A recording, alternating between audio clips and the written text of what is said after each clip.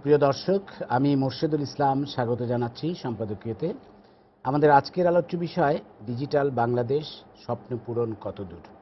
আর এ নিয়ে আমাদের সাথে আলোচনার জন্য তিনজন অতিথি উপস্থিত রয়েছেন। আমি পরিচয় করে দিচ্ছি। প্রথমেই রয়েছেন রাশেক রহমান, তিনি বাংলাদেশ আওয়ামী লীগের কেন্দ্রীয় উপকমিটির সহসম্পাদক।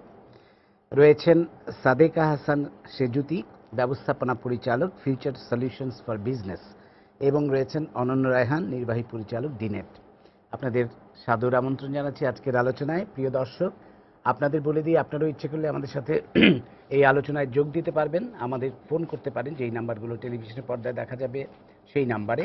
এছাড়া আপনারা ফেসবুক অথবা SMS এর মাধ্যমেও আপনাদের মন্তব্য পাঠাতে পারেন। তো আমরা আলোচনায় যাবার আগে শুরুতেই দেখে নেব এই মুহূর্তের সর্বশেষ সংবাদগুলো। থাইল্যান্ডের ঘন জঙ্গল থেকে 134 জন বাংলাদেশি নাগরিক উদ্ধার। দেশে বেপরোয়া হয়ে উঠেছে মালয়েশিয়া পাচারকারী দালাল চক্র। ইতালির উদ্যোক্তাদের বিনিয়োগে উৎসাহিত করতে বাংলাদেশি কনসাল জেনারেলদের প্রতি প্রধানমন্ত্রীর আহ্বান।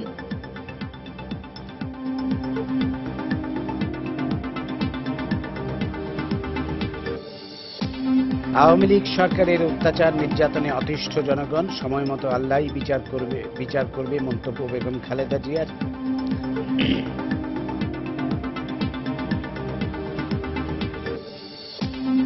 রাজধানীর নয়াপল্টনে আজও ছাত্রদলের পদবঞ্চিতদের বিক্ষোভ, দিনভর কার্যালয় তালাবদ্ধ, সতর্ক অবস্থানে পুলিশ।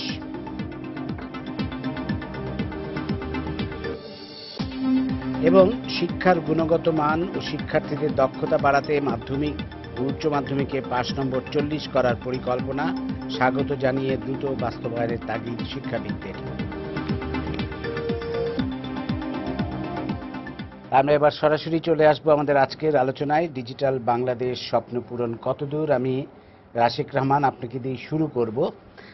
তার আগে ছোট্ট একটু ভূমিকা, যে আমরা জানি যে বর্তমান সরকার ডিজিটাল বাংলাদেশ করার প্রত্যয় ব্যক্ত করেছিলেন তাদের নির্বাচনী ইশতেহারে 2008 সালের যে নির্বাচনটা হয়েছিল তখন, এবং বেশ কিছু কাজ হয়েছে আমরা বলবো।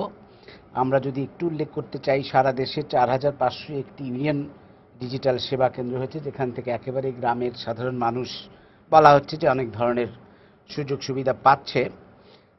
40 লক্ষ, প্রায় প্রতি মাসে 40 লক্ষ মানুষ এই সেবা নিচ্ছেন। সরকারের যে ভিশন 2021 নির্ধারণ করা হয়েছে, সেটা পূরণে এই ডিজিটাল বাংলাদেশ কতটা অবদান রাখতে পারছে, কতটা আমরা লক্ষ্যে পৌঁছাতে পারছি, সেগুলো নিয়ে আমরা আজকে আলোচনা করব। তো আপনি যদি শুরু করেন। আপনাকে ধন্যবাদ। আমি প্রথমেই আমি প্রায় যেটা লক্ষ্য করি রাজনীতির অঙ্গনে থেকে, যে ডিজিটাল বাংলাদেশ নিয়ে মানুষের মনে মাঝে মাঝে একটা বিভ্রান্তি দেখা দেয়। ডিজিটাল বাংলাদেশের মানে সবকিছুকে ডিজিটাইজ করে ফেলা, বা এর সাথে ঋণাত্মক ধনাত্মক তড়িতের সংযোগ অথবা 0 বা 1 এর একটি যোগাযোগ স্থাপন করা নয়। ডিজিটাল বাংলাদেশ হচ্ছে সত্যিকার অর্থে আধুনিক জীবনধারাকে আলিঙ্গন করা এবং সেই আলিঙ্গন করার প্রক্রিয়ায় প্রযুক্তির একটি সমন্বয় ঘটানো। এবং এর একটি ঐতিহাসিক প্রেক্ষাপট আছে। আপনি দেখবেন যে আমরা শত শত বছর আগে ইংরেজদের দ্বারা শাসিত হয়েছি। তারা সত্যিকার অর্থে একটি ঔপনিবেশিক শক্তি ছিল, কিন্তু এর ভিতরে নিহিত শক্তি যেটা ছিল সেটা হচ্ছে যে তাদের মাঝে উপস্থিত রাজতন্ত্রে প্রজাকে ক্ষমতায়িত করার একটি ব্যাপারও কিন্তু বিদ্যমান ছিল, যার কথা আমরা Oxford, Cambridge, Rugby, Eton, Charterhouse এসব জিনিস পড়ে থাকি।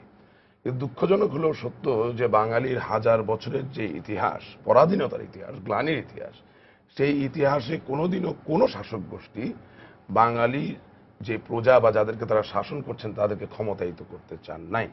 এবং এই ধারাবাহিকতার ব্যত্যয় ঘটিয়ে বঙ্গবন্ধু শেখ মুজিবুর রহমান বাংলাদেশের নাগরিকরা যাতে সত্যিকার অর্থে ক্ষমতায়িত হয়, একটি সুন্দর আলোকিত সমৃদ্ধ জীবনের অধিকারী হয়, তার জন্য তিনি সংগ্রাম করেছিলেন, আন্দোলন করেছিলেন।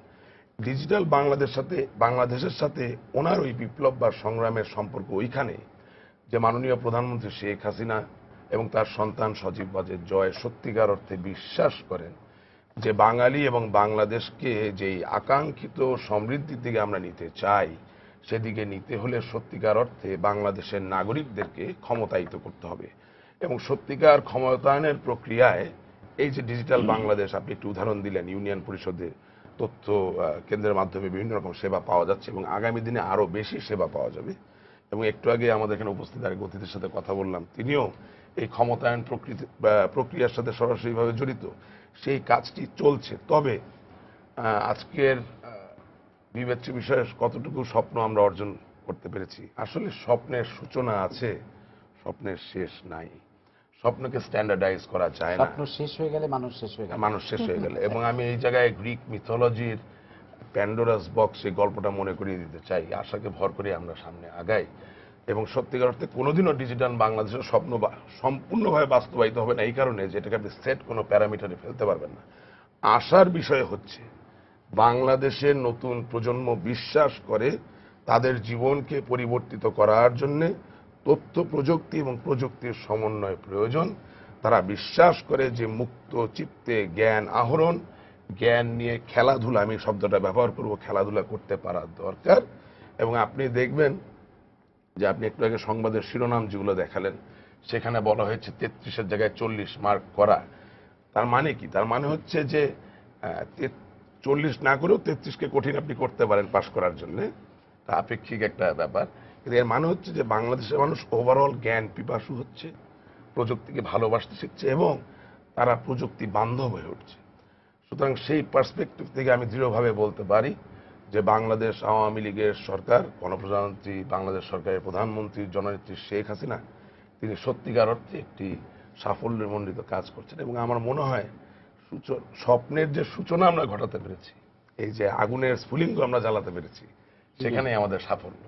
জি, আমি আসবো সাদেকা হাসান সেজুতি আপনার কাছে। জি। এটা তো ঠিক যে প্রযুক্তির সাথে আমাদের এগিয়ে যেতেই হবে। সেই যাওয়াটা কিন্তু আমি বলবো যে ডিজিটাল বাংলাদেশ এই শব্দটি উচ্চারণের মধ্য দিয়ে বা এই বিষয়টিকে নির্বাচনী ম্যানিফেস্টোতে এনে আওয়ামী লীগ সরকার একটি যুগোপযোগী কাজ করেছে এবং সময়োচিত কাজ করেছে, যার কিছু সুফল কিন্তু আমরা ইতিমধ্যেই পাওয়া শুরু করেছি, যদিও আরো অনেক হয়তো অর্জন বাকি আছে। তা আপনার কাছে আমি জানতে চাইব, আপনি ব্যক্তিগতভাবেও আপনি এই বিষয় নিয়ে কাজ করেন, আপনি আপনার ব্যক্তিগত অভিজ্ঞতার আলোকে যদি বলেন যে আমরা কতটুকু যেতে পেরেছি, কতটুকু যেতে পারবো। আসলে আমি তো একজন উদ্যোক্তা, প্রথমে বলি। 2009-এ আমি বাংলাদেশে ফেরত আসি। আমার হাজব্যান্ডের সাথে যুক্তরাষ্ট্রে ছিলাম এবং ওখানে কিন্তু তথ্য প্রযুক্তি নিয়ে আমরা কাজ করতাম, ই-কমার্স। আমার মিডিয়াটা ই-কমার্স ইউজ করতাম। কিন্তু যখন আমি বাংলাদেশে এসেছি, ওই টাইমটা 2008-এর শেষের দিকে, 9-এর শুরুটা। তো তখনকার সময় চিন্তা করে দেখেন, এই যে শব্দটা ডিজিটাল বাংলাদেশ যদি না আসতো, আজকে হয়তো আমি এখানে বসে কথা বলতাম না। So this is very powerful word. This is the starting, which already happened in 2009. এবং ওটা ধরেই কিন্তু আমরা এন্টারপ্রেনার্স বলেন, উদ্যোক্তা বলেন, কাজ করছি। এবং আমাদের কাজটাও ছিল ই-কমার্সে, এবং ই-কমার্স তো খুবই একটা কঠিন একটা শব্দ। এই কঠিনতা শব্দটাকে আমরা নিতে চেয়েছি বাংলাদেশে 80% মানুষ যারা তৃণমূল পর্যায়ে আছে, আমাদের কৃষক, জেলে, তাঁতি, এবং তাদের কাছে তথ্য প্রযুক্তিটা কিন্তু একটা খুবই কঠিন জিনিসও হবে, শব্দও হবে। ডিজিটাল বাংলাদেশেও কিন্তু তার যায় আসবে না, কিন্তু আসলে কিন্তু তাদের জন্য আমরা কাজটা শুরু করি। সো ই-কমার্সটাকে একদম তৃণমূল পর্যায়ে নিয়ে যাব কিভাবে, তাদেরকে সেবা দান করবো কিভাবে, সেই উদ্দেশ্যে আমরা কাজ করছি। এবং এই 5 বছরের যদি আপনি বলেন আমাদের সাকসেস, আজকে কুরবানি গরু অনলাইনে বিক্রি হচ্ছে, মাছ বিক্রি হচ্ছে মোংলা থেকে, একদম সুন্দরবন এখান থেকে যে জেলেরা মাছ বিক্রি করছে সরাসরি। নরসিংদী থেকে সবজি আসছে, আজকে অর্ডার করেন, এক্ষুনি অর্ডার করেন, শনিবারে হয়তো আপনার বাসায় ডেলিভারি হয়ে যাবে। So this is the charisma of digital Bangladesh. It is possible. হয়তো আমরা 5 বছর এত দূর আগিয়েছি, আজকে আমাদের 5,500 এন্টারপ্রেনিয়ার্স, এরকম ছোট ছোট ক্ষুদ্র উদ্যোক্তা, তারা ঘরে বসেই তাদের পণ্য বিক্রি করছে। তো আমরা অনেক আশাবাদী, আরো দূর আগাতে হবে। জি, আমি অনন্য রায়হান আপনার কাছে আসবো। আপনি দীর্ঘদিন যাবৎ এই ক্ষেত্রে কাজ করছেন। আমি আপনার কাছে জানতে চাইবো যে একেবারে গ্রাম পর্যায়ের মানুষ যে সেবাগুলো পাচ্ছে, তাদের কৃষির বিভিন্ন সমস্যা হলে তারা যে সেই তথ্য কেন্দ্রে যে জানতে পারছে, ইন্টারনেটের মাধ্যমে স্বাস্থ্য সেবা পাচ্ছে, এই বিষয়গুলো আসলে কতটা গ্রামের মানুষ এখন পর্যন্ত রপ্ত করতে পেরেছে বা এর সুবিধাগুলো নিতে পারছে এবং আরো কিভাবে এটি সম্প্রসারিত সম্প্রসারিত হতে পারে? ধন্যবাদ। আমি একটু আগের প্রসঙ্গ ধরে যদি আসি, 2009 সালের যে ব্যাপক সংখ্যাগরিষ্ঠ বিজয় আওয়ামী লীগের, তার পেছনে কিন্তু এই স্লোগানটা বড় কাজ করেছে, বিশেষ করে তরুণ সমাজকে উদ্বুদ্ধ করেছে। সে কারণে কিন্তু এরকম একটা ল্যান্ডস্লাইড ভিক্টরি আমরা পর্যবেক্ষণ করেছি। এবং গত 6 বছর যদি আমরা পর্যালোচনা করি, তাহলে কিন্তু প্রত্যেকটি খাতেই বলার মতো উল্লেখযোগ্য বেশ কিছু সাফল্য আমি বলবো রয়েছে। আমি এই সাফল্যগুলোর কিছু কিছু আমাদের কাজের সঙ্গে সম্পর্ক করেই বলবো। যেমন এখন যে ইউনিয়ন তথ্য সেবা কেন্দ্রগুলো হয়েছে, ডিনেটের যে পল্লী তথ্য মডেল, সেটাকে অনুসরণ করেই হয়েছে, যেটা আমরা 2004 সাল থেকে করে আসছিলাম। এবং প্রথম ইউনিয়ন পরিষদ কেন্দ্রিক তথ্য কেন্দ্র সুবর্ণচর নোয়াখালীতে স্থাপিত হয় 2006 সালে। তো এই মডেলটি এটুআইয়ের মাধ্যমে পরবর্তীতে মন্ত্রণালয়ের মাধ্যমে দেশব্যাপী ছড়িয়ে পড়ে এবং 2010 সালে একযোগে যে 4500 কেন্দ্র স্থাপিত হয়। আমার মনে হয় যে আমাদের কাজের সাফল্য পাশাপাশি আমরা এই যে ব্যাপক সম্প্রসারণ, সেই উদ্যোগটি কিন্তু সরকারের উদ্যোগ না থাকলে কখনোই এভাবে সম্ভব হতো না আর কি। দ্বিতীয় আরেকটি আমরা বলতে পারি যে পৃথিবীর সবচেয়ে বৃহৎ হেলথ সার্ভিস এখন বাংলাদেশে, সেটি হচ্ছে আপনজন মোবাইল অ্যালায়েন্স ফর ম্যাটারনাল অ্যাকশনের আওতায়, এবং বর্তমানে এর ক্লায়েন্ট সংখ্যা 1.2 মিলিয়ন। তো সেদিক থেকে আমি বলবো যে 12 লাখ মা এখন তাদের গর্ভাবস্থায় কিংবা গর্ভ পরবর্তী শিশুর এবং নিজের যত্নে মোবাইল ফোনের মাধ্যমে যে স্বাস্থ্যসেবা পাচ্ছে, সেটা আমি বলবো একটা বড় মাইল ফলক, যার সঙ্গে আমরা সম্পৃক্ত হতে পেরে গর্বিত অনুভব করি। এছাড়াও যে মাল্টিমিডিয়া ক্লাসরুম, যে শিক্ষাক্ষেত্রে প্রত্যেকটি স্কুলে যে এখন মাল্টিমিডিয়ার মাধ্যমে শিক্ষকবৃন্দ যে আরও ভালোভাবে শিক্ষার্থীদের ক্লাসে পড়াতে পারছেন মাধ্যমিক স্কুলগুলোতে, সেখানেও আমাদের স্মার্ট ক্লাসরুম যে উদ্যোগ ছিল, তার সঙ্গে একটা সম্পৃক্ততা ছিল। সেদিক থেকে মনে করি যে আমাদের যে প্রাতিষ্ঠানিক যে লক্ষ্য উদ্দেশ্য ছিল, যে কিভাবে প্রযুক্তিকে সাধারণ মানুষের জীবনের সঙ্গে সম্পৃক্ত করা যায়, এবং তার 3টি উদ্যোগ এখন দেশব্যাপী সম্প্রসারিত এই ডিজিটাল বাংলাদেশের স্লোগানের আওতায়। সেদিক থেকে আমরা মনে করি যে অনেকটাই অর্জন করতে পেরেছি। আরেকটি বিষয় উল্লেখযোগ্য যে স্বপ্ন, যেটা তো আশিক ভাই খুব সুন্দর করে বলেছেন যে স্বপ্নের কোনো শেষ নাই। কিন্তু একটা জিনিস উল্লেখ করার মতো যে 2009 সালের পরে কিন্তু যে তথ্য প্রযুক্তি নীতিমালা প্রণীত হয়, এবং সেখানে একমাত্র পলিসি বলবো পৃথিবীতে যেখানে অনেকগুলো অ্যাকশন আইটেম চিহ্নিত হয়। ওই অ্যাকশন আইটেমগুলো যদি এখন আপনি 6 বছর পরে দেখবেন যে 70% কিন্তু ইতিমধ্যে কোনো না কোনো পদক্ষেপ নেওয়া হয়েছে। কারণ প্রশ্ন আসতে পারে যে সেগুলো কতটুকু গুণগত মান সম্পন্ন হয়েছে, কিন্তু আমি মনে করি যে সারা দেশের মানুষকে যে সম্পৃক্ত করা, সেই কাজটি কিন্তু ব্যাপকভাবে হয়েছে। তো আমি এই পর্যায়ে এখানেই থামবো। হয়তো কোনো কোনো ক্ষেত্রে সমালোচনারও সুযোগ রয়েছে, সেটি হয়তো আমরা পরে আলোচনা করতে পারি।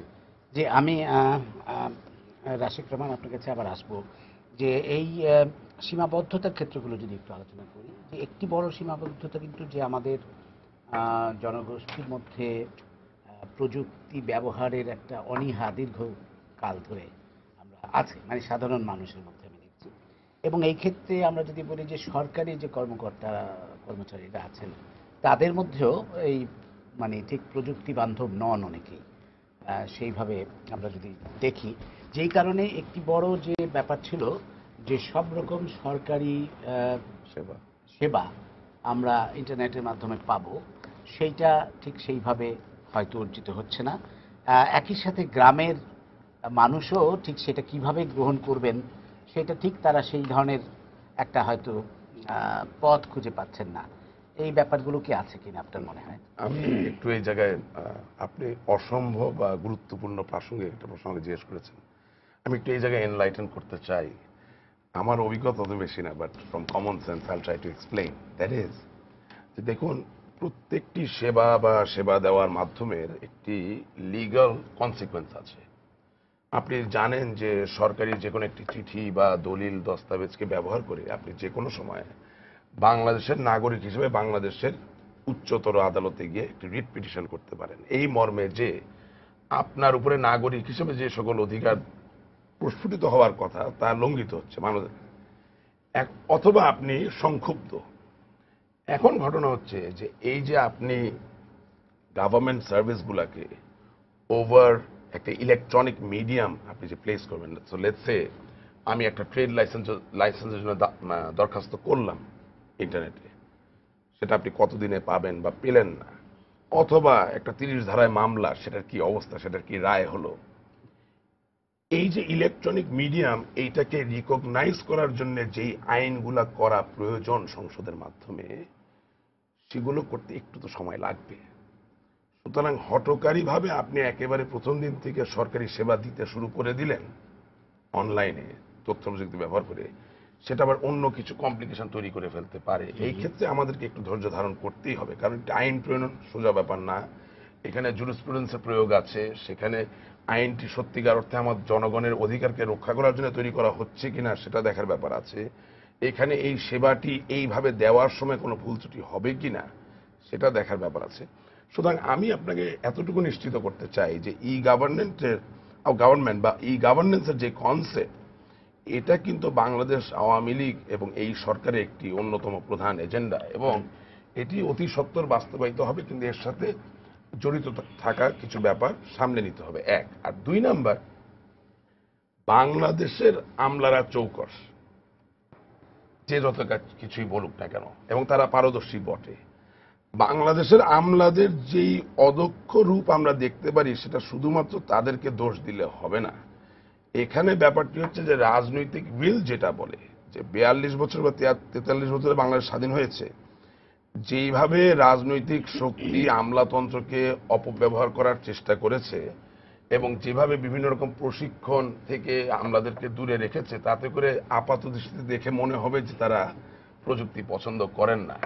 কিন্তু বাস্তবতা হলো এই যে যে কোনো ব্যক্তিকে জীবনের সাবলীল যে দিকটি বা স্বাচ্ছন্দ্যময় যে দিকটি তার সাথে আপনি পরিচিত করে দেন, অর্থাৎ তথ্য প্রযুক্তি ব্যবহার করে তার নিত্যদিনের কাজ সম্পাদন করা, উনি নিশ্চয়ই সেটাকে খুশি মনে গ্রহণ করবেন। এর জন্য প্রচুর পরিমাণে প্রশিক্ষণ আমাদের 1 নম্বর দেওয়ার কথা। আর 2 নম্বর, আরো জনবান্ধব দর্শন নিয়ে আমলাতন্ত্রকে সাজিয়ে তুলতে হবে। এগুলো সবকিছুই আজকে হলে ভালো, কালকে হলে একটু কম ভালো, পরশুদিন হলে আরেকটু কম ভালো, কিন্তু সময় সাপেক্ষ, বাস্তবতা এই। কিন্তু এগুলো হবেই। গভর্নেন্সের জন্য অলরেডি আপনি জানেন যে ইন্টারনেটে, ওনারাও জানেন যে 1093 ধরনের ফর্ম ইতিমধ্যে অ্যাভেইলেবল। এবং আপনি একটু যদি আমাকে অ্যালাউ করেন 1 মিনিট, এটা প্রয়োজন বলা। আমি গত রাতে চিন্তা করছিলাম যে প্রধানমন্ত্রীর ছেলে বা বিরোধী দলীয় নেত্রীর ছেলে কাউকে কিন্তু একটা পাসপোর্ট রিনিউ করার জন্য বা নতুন করে পাসপোর্টের জন্য ফর্ম নেওয়ার জন্য যেতে হয় না। But you see the amazing aspect of it, যে জনাব সজীব ওয়াজেদ জয়, অনেকে শুনে ভাবতে পারেন যে আমি তেল মারছি, কিন্তু যুক্তি দিয়ে চিন্তা করলে এটাই হবে, তেল মারা আমার প্রয়োজন নাই। অ্যামেজিংলি এনাফ, আমেরিকায় থেকে এতদিন বিদেশে লেখাপড়া করছেন, সেই জায়গা থেকে একজন নিম্নবিত্ত বা নিম্ন মধ্যবিত্ত অথবা উচ্চ মধ্যবিত্ত ব্যক্তির নিত্যদিনের কি কি হ্যারাসমেন্ট বা কি কি হ্যাসেল তাকে পোহাতে হয় একটি সরকারি কাজ করতে গেলে, এটি যে উনি বসে চিন্তা করে এই ডিজিটাল বাংলাদেশের কনসেপ্ট অর্থাৎ স্বপ্ন আইডিয়াটা যে দিলেন, এটাকে আসলে ধন্যবাদ দেওয়া দরকার। এবং আপনি দেখুন 43 বছরের ইতিহাসে যত সরকার প্রধান এসেছেন, কারো সন্তান আজ অবধি তারা যেই বিষয়ে লেখাপড়া করেছেন সেই লেখাপড়ার দিকটিকে ব্যবহার করে সামগ্রিক জনকল্যাণের জন্য কোনো বৈপ্লবিক চিন্তা ভাবনা কিন্তু আনতে পারেনি। I am amazed truly. এবং আরেকটা জিনিস দেখেন, এখানে এই উদাহরণটি উপস্থিত আছে আমার পাশেই।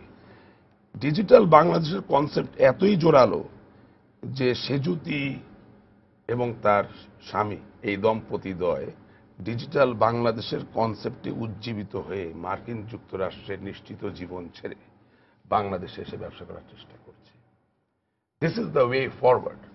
The only thing we can do, যে প্রতিবন্ধকতাগুলো দূর করার জন্য আমি নতুন প্রজন্মের ছেলেমেয়েদের কাছে বেশি করে উদাত্ত আহ্বান জানাবো যে আপনারা নিজেদের স্বার্থে, জাতির স্বার্থে, দেশের স্বার্থে জননেত্রী শেখ হাসিনার সরকার এবং সজীব ওয়াজেদ জয় তাদেরকে বিনা বাধায় কাজ করার সুযোগ করে দিন। এবং আপনারা কাজের ফলাফলেই দেখবেন যে যেই সমৃদ্ধি আনয়নের জন্য আপনাদের মন সমস্ত সময় মগ্ন থাকে বা আপনাদের প্রচেষ্টা লিপ্ত থাকে, এতে আমরা অবশ্যই সফল কামাবো। রাজনৈতিক অস্থিরতা বিরোধিতা করার কারণে বিরোধিতা, এগুলো তো প্রতিবন্ধকতা বটে। কারণ কোনো রাজনৈতিক শক্তি বা কোনো সরকার যদি শান্তি মতো একটা দেশ পরিচালনা না করতে পারে, তার স্ট্রেংথ, তার কনসেন্ট্রেশনের একটা সিংহভাগ যদি প্রতিনিয়ত গন্ডগোল এইসব জিনিসকে কিভাবে প্রশমিত করাবে এই নিয়ে চিন্তায় থাকে, তাহলে দেশকে আগাবেন কিভাবে? সি, ক্ষমতায় কেউ না কেউ তো কখনো না কখনো আসবে, but we have to be positive, we have to be pragmatic. এবং এই ডিজিটাল বাংলাদেশ এই 2014 সালে যদি আমরা এই সুযোগ হারাই, আর কোনোদিন এই সুযোগ আমাদের কাছে ফিরে আসবে না।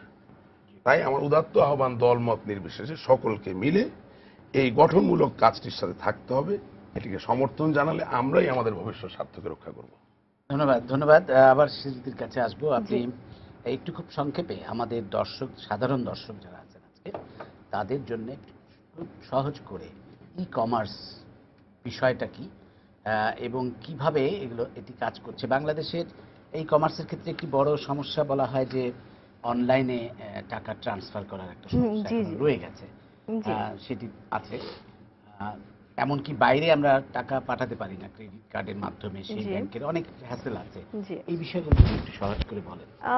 আসলে কি অবস্টাকেল যদি বলি, আমরা একটা এক্সাম্পল আমি দিতে চাই যে একটা চা বাগানে একটা চৌকিদার ছিল, তাকে মালিক বলেছে তুমি কালকে থেকে প্যান্ট পরে আসবা।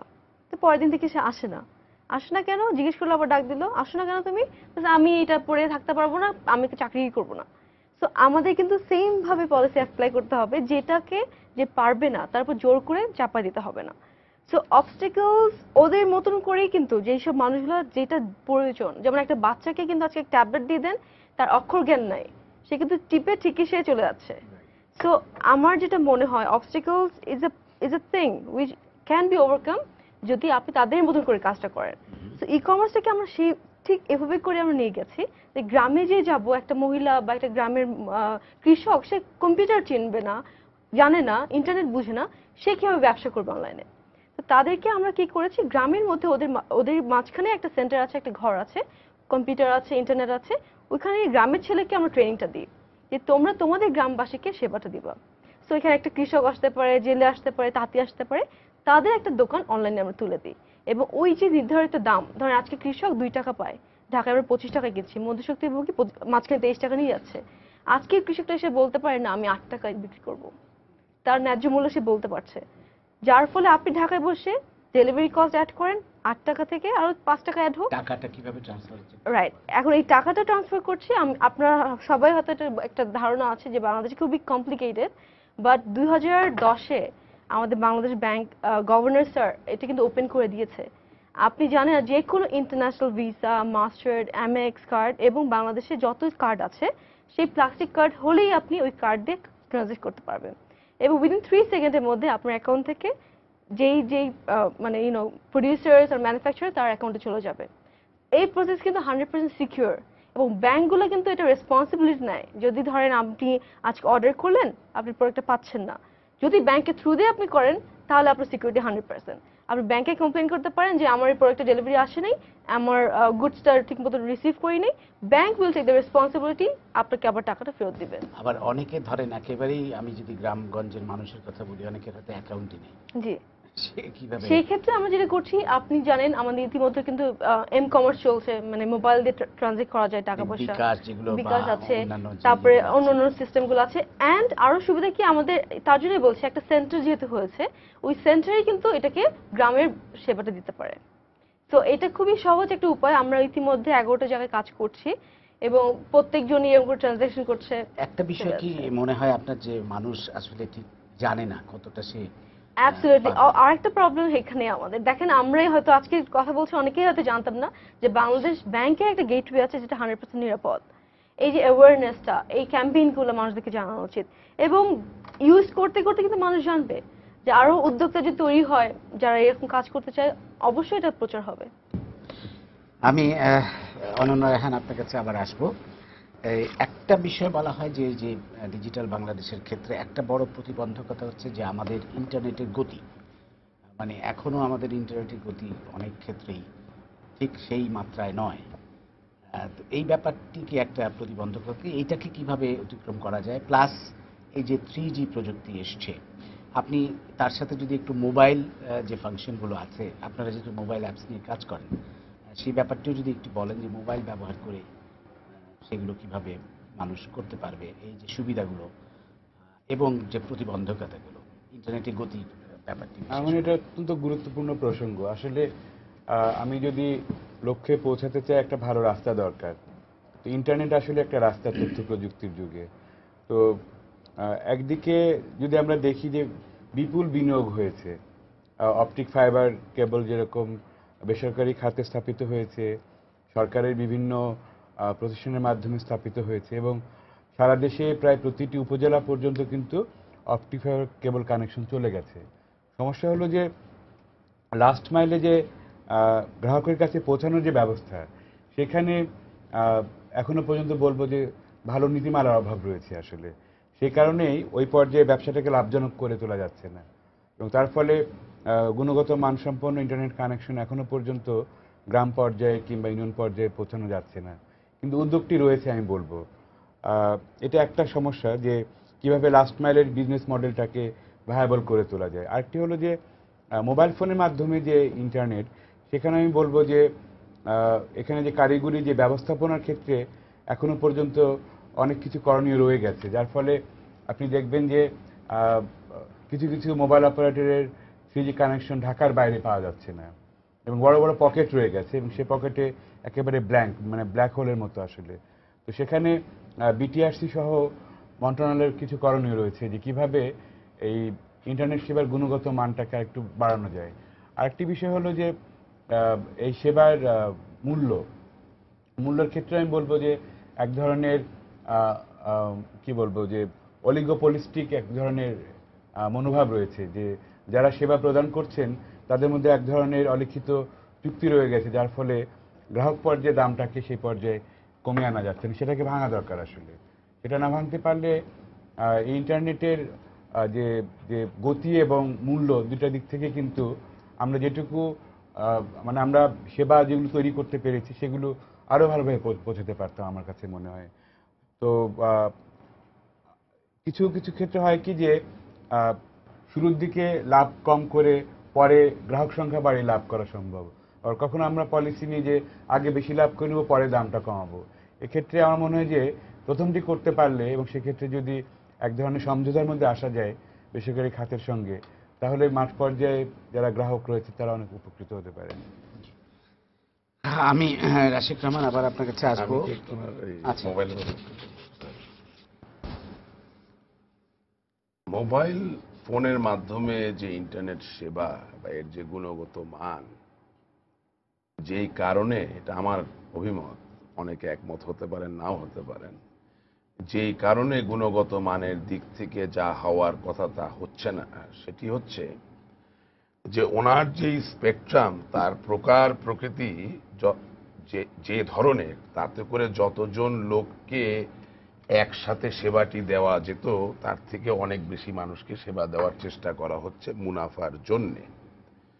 সমস্যা হচ্ছে এই কাজটি তো বেসরকারি খাতে হবেই, কারণ বেসরকারি একটি প্রতিষ্ঠান প্রফিট সিক করবে, মুনাফা করতে চাবেন, এটাই বাস্তবতা। প্রফিট ম্যাক্সিমাইজেশন তাদের একমাত্র উদ্দেশ্য বটে। কিন্তু এটাকে আপনি কিভাবে রেগুলেট করবেন? অনেকে প্রশ্ন তুলতে পারে যে বিটিআরসির তো এটা দায়িত্ব। আসলে ব্যাপারটি ওরকম না।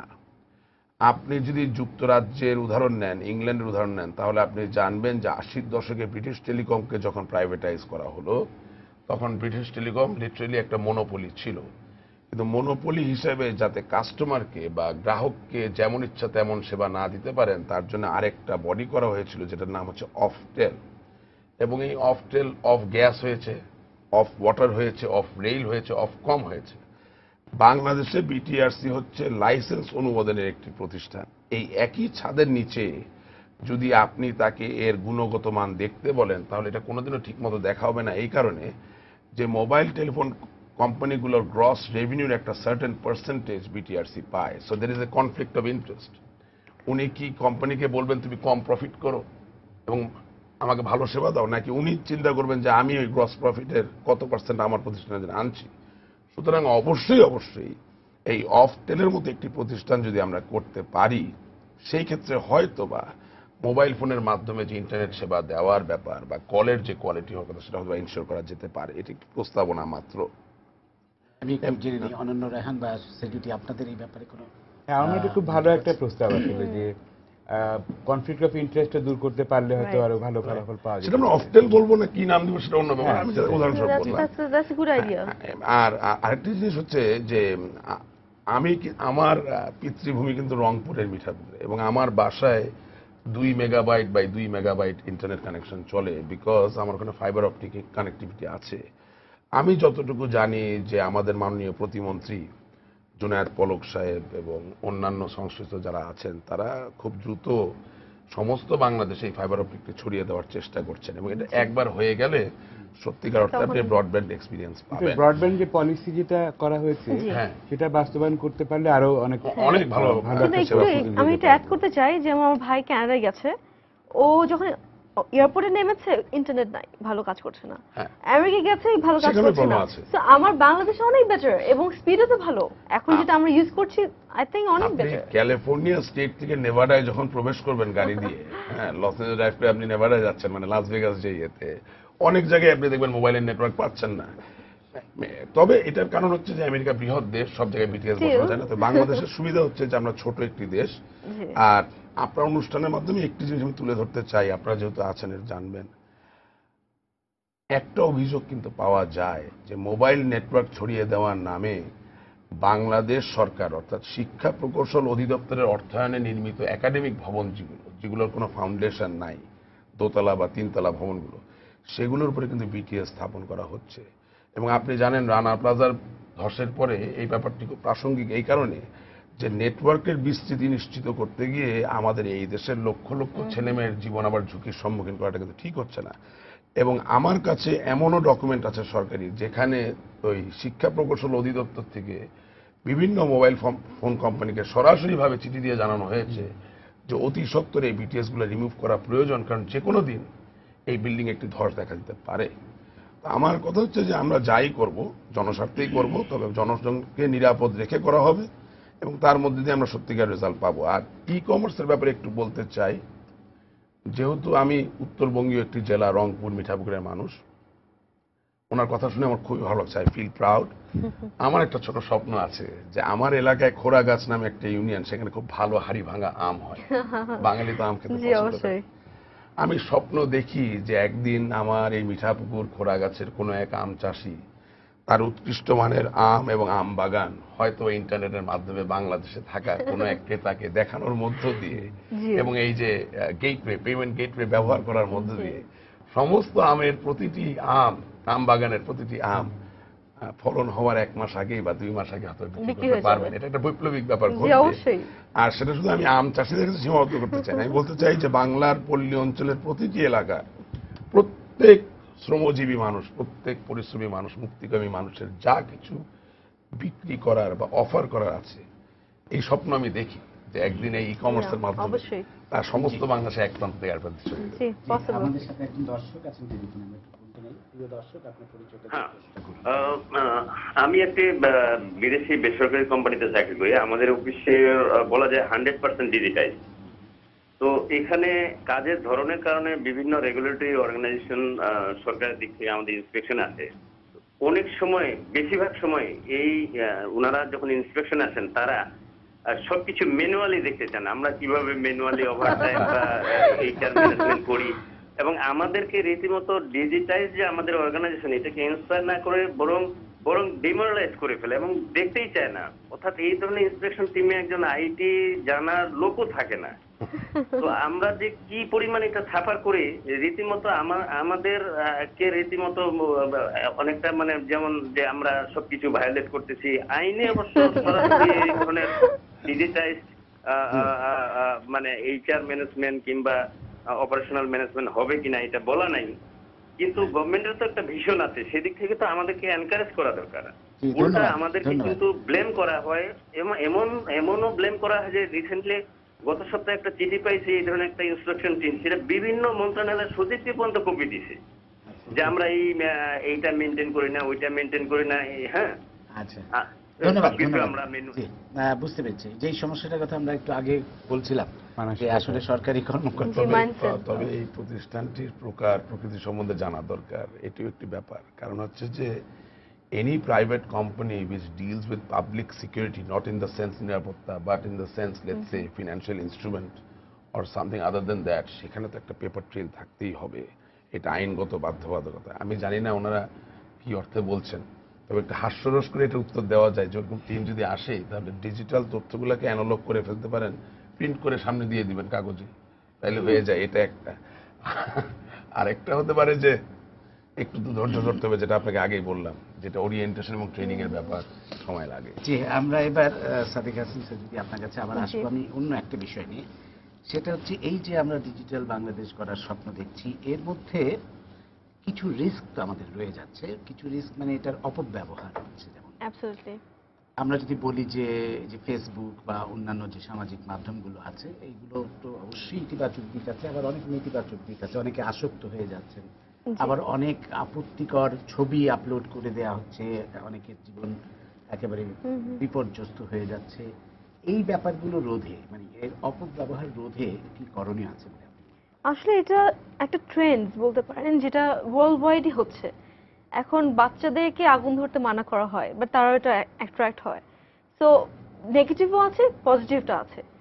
আমাদের এখন করণীয়টা হলো কি, যতটা পজিটিভ আমরা কন্টেন্ট দিতে পারবো, ইউজ দিতে পারবো, ততটা কিন্তু আমরা, একটা মানুষ তো ইন্টারনেটে বসে কি করবে, তার কন্টেন্ট লাগবে, ব্যবহারের জন্য কিছু ডকুমেন্টস লাগবে। সেটা যদি ইউজ করতে পারে, সেটা হতে শিক্ষার জন্য হতে পারে, এন্টারটেইনমেন্টের জন্য হতে পারে, আমাদের কালচার।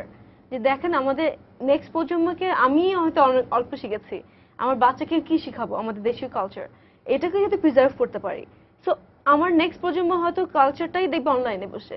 সো কন্টেন্ট দিতে হবে। আমার মনে হয় অপব্যবহারটা যখনই আমরা অনেক পরিমাণে এবং প্রত্যেক সেক্টর ওয়াইজ কন্টেন্ট দিতে পারবো, আমরা এটাকে অনেকটা আগিয়ে নিতে পারবো। বাট স্টিল এখানেও পলিসিস এন্ড রুলস প্রয়োগ তো করতেই হবে। মানে আমরা যেভাবে করে বাংলাদেশে ডিজিটাল বাংলাদেশে আগাচ্ছি, রুলস পলিসি দুটোই লাগবে, কিন্তু এটা আসলে আমাদের পজিটিভনেসটা বাড়াতে হবে, আমার যেটা মনে হয় ব্যক্তিগত। একটু যোগ করতে পারি এখানে যে আমার কাছে মনে হয় যে কিছু কিছু ক্ষেত্রে, যেটা প্রসঙ্গক্রমে এসেছে যে সবকিছু ডিজিটাইজড হতে হবে এমন কোনো কথা নেই। আমি মনে করি শিশুদের একটা বয়স পর্যন্ত তথ্য প্রযুক্তিতে প্রবেশের দরকার নেই। কারেক্ট। এটা বাবা মাদের সচেতন হতে হবে আসলে। রেগুলেটেড হতে হবে। হ্যাঁ, আমি মনে করি, এবং বিল গেটসের উদাহরণ যদি দিই, তার ছেলে মেয়েদেরকে কিন্তু উনি ক্লাস 7 পর্যন্ত কম্পিউটার ধরতে দেন নাই। হ্যাঁ, তো এটা এমন না যে বিল গেটস করছেন বলে আমাদেরও করতে হবে, কিন্তু শিশু যে মনোজগতের যে বিকাশের যে ধারা কিংবা গতি প্রকৃতি, সেটা আসলে তথ্য প্রযুক্তির মতো একটা সফিস্টিকেটেড ইনস্ট্রুমেন্ট, যেখানে বাবা মাই জানেন না সেটা কীভাবে ব্যবহার করতে হবে, সেটা একটু অ্যাক্সেসটাকে রেস্ট্রিক্টেড করা উচিত আমি বলে মনে করি। এছাড়া পর্নোগ্রাফির যে স্প্রেড এখন হচ্ছে মহামারীর মতো, মোবাইল ফোন এবং স্মার্টফোনের প্রসারের কারণে, সেখানে কিন্তু বিটিআরসির মধ্যে প্রতিষ্ঠানে অনেক কিছু করার রয়েছে, Absolutely. বিশেষ করে অ্যাক্সেস কন্ট্রোলের ক্ষেত্রে। Absolutely. মানে এটা আমি বন্ধ করতে পারবো না, কিন্তু শিশুদেরকে এটার প্রতি আসক্ত হওয়া থেকে ঠেকাতে হবে আসলে। এখানে আরো যে একটা আমার ইম্পর্টেন্ট জিনিস আমাদেরকে এখন খেয়াল করতে হবে, একটি হলো যে তথ্যের নিরাপত্তা। আমরা যারা হেলথ নিয়ে কাজ করছি, সেখানে ডাটা প্রাইভেসির ব্যাপার রয়েছে, বিশেষ করে যারা পেশেন্ট রয়েছে তাদের ডাটা প্রাইভেসি, কিংবা মোবাইল ফোনে যারা আমরা ব্যবহারকারী রয়েছি সেই ডাটার প্রাইভেসি। আমরা কিন্তু অহরহ দেখি স্প্যাম পাই মোবাইল ফোনে। এটার কারণই হচ্ছে যে মোবাইল ফোন কোম্পানিগুলো হয়তো সেই ডাটাগুলোকে ঠিকমতো সংরক্ষণ করছেন না। তো এই ডাটা প্রাইভেসি পলিসি এবং সেটার ব্যবহার, মানে সেগুলোর প্রয়োগের কিন্তু এখন আমি মনে করি প্রয়োজন হয়ে পড়েছে। আরেকটি প্রসঙ্গ আমি আজকের এই ফোরামের সুযোগ নিয়ে বলতে চাই যে আমরা যারা ডিজিটাল বাংলাদেশের সাথী কিংবা সারথি যাই বলি না কেন, তারা আমরা মনে করি যে ব্যক্তির স্বাধীনতার কিন্তু একটা বিষয় রয়েছে, যেটিকে আমার মনে গুরুত্ব দেওয়া উচিত। অবশ্যই সেখানে দায়িত্বের প্রশ্ন রয়েছে, কিন্তু তথ্য প্রযুক্তি আইনের যে সংশোধনগুলো করা হয়েছে, তার ফলে কিন্তু দেখুন যে একজন মানুষ যদি কাউকে খুন করে, তারও কিন্তু জামিন হয়, তারও কিন্তু ওয়ারেন্ট লাগে, কিন্তু ফেসবুকের একটা মন্তব্য প্রকাশের কারণে উইদাউট ওয়ারেন্ট তাকে গ্রেফতার করা যায়, কিংবা মানে তার বেইল হবে না। আমি মনে করি এই বিষয়গুলোর পুনর্বিবেচনার প্রয়োজন রয়েছে, কারণ যে মোবিলাইজেশনের যে শক্তি, যেটার কারণে ফেসবুকের মতো সোশ্যাল মিডিয়াকে আমরা অনেক সময় অভিযুক্ত করি, সেখানে কিন্তু সোশ্যাল মিডিয়ার থেকে অর্গানাইজড ক্রাইম কিন্তু বড় রোল প্লে করে। বিশেষ করে আমরা যদি ইভেন রামুর ঘটনাকে দেখি, তো তো আমার মনে হয় যে একটা প্রযুক্তির ব্যবহারের যে ইতিবাচক দিক, বিশেষ করে বিকল্প চিন্তাধারাকে প্রকাশের যে একটা প্ল্যাটফর্ম, সেটা কারণে কিন্তু আমরা স্বাধীনভাবে কথা বলতে অনেক সময় আচ্ছা। সাহস পাই না আসলে।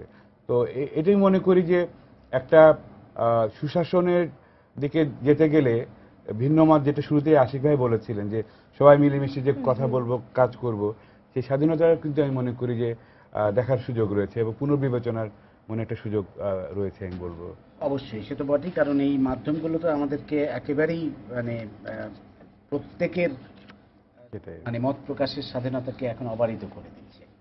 তো সেটি তো একটা ইতিবাচক দিক বটেই, যদিও নিয়ন্ত্রণের প্রয়োজনও আছে নিশ্চয়ই। জি, অবশ্যই। যেটা বলছেন আপনি ব্যাপারে দায়িত্বশীলতারও দরকার রয়েছে। দরকার আছে। আপনি কি কোনো কিছু অ্যাড করতে চান এই বিষয়ে? আমি ছোট্ট একটা কথা বলবো।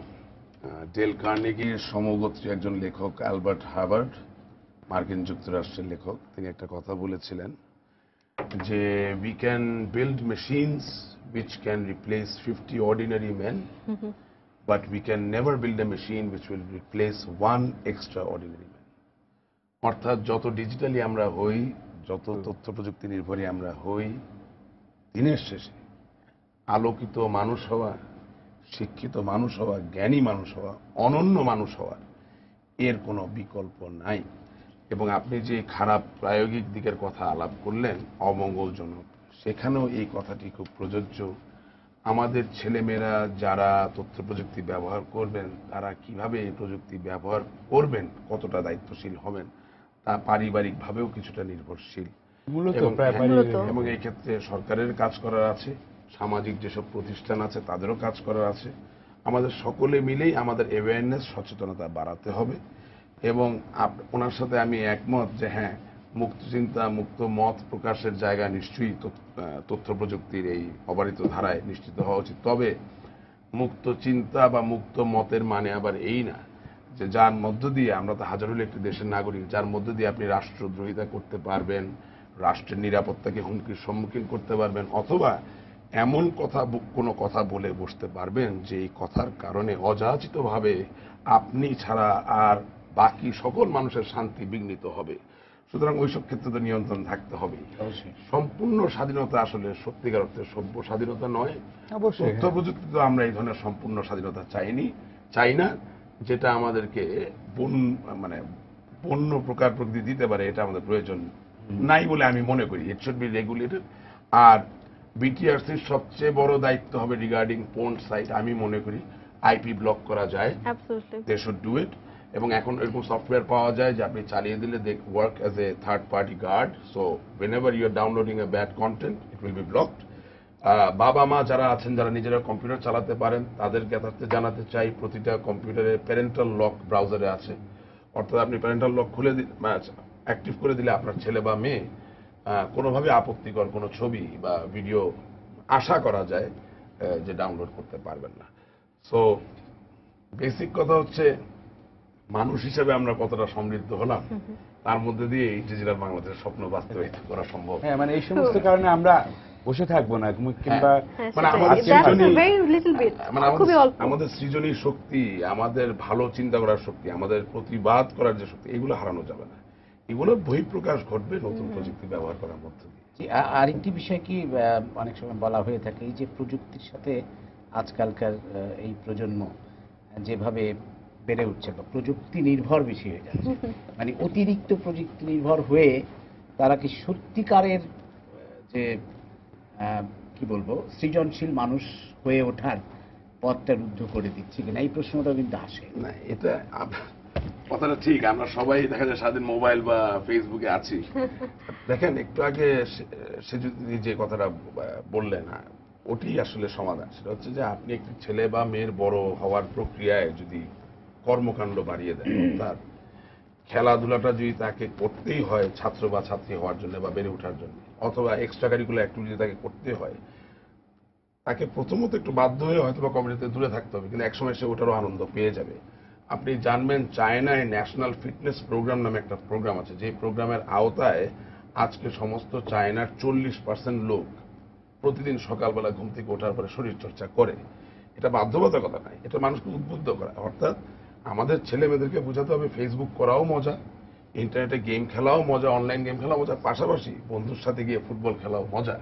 কিন্তু সমস্যা হচ্ছে যদি তাকে আপনি ফুটবল খেলার মাঠ নাই দিতে পারেন, তখন কি করবে? তখন অ্যাটলিস্ট মাদকদ্রব্য খাওয়ার থেকে বা ছিনতাই রাহাজানি করার থেকে ফেসবুকে থাকা হয়তো বা better. I don't know, it all depends on resource mobilization, it all depends on what kind of philosophy we avail in order to build this country, this nation. যদি আমরা সিদ্ধান্ত গ্রহণ করি যে শক্তিশালী জাতি হিসেবে আমরা বহিঃপ্রকাশিত হব, সেই ক্ষেত্রে এগুলো সবকিছুকে অ্যাড্রেস করে একটা একটা করে স্টেপ নিতে হবে। বাংলাদেশ একটি বর্ধমান দেশ, আজও আমাদের ন্যাশনাল ফিটনেস প্রোগ্রাম নাই। আপনি যে সুযোগ দেন আরেকদিন আমরা কথা বলবো। আমাদের দেশের ক্রীড়া মন্ত্রীর নাম হয় যুব ক্রীড়া মন্ত্রীর নাম হয় পটল, মধু, আলু, নাম নিয়ে কোনো কথা না, বাট বেসিক্যালি একজন সুস্থ ফিট লোক যে নেতৃত্ব দিবে এবং আমাদের যে সুস্থ স্বাস্থ্যবান আত্মবিশ্বাসী বাঙালি প্রয়োজন, এই কথা তো কোনো প্রকাশিত হয় না।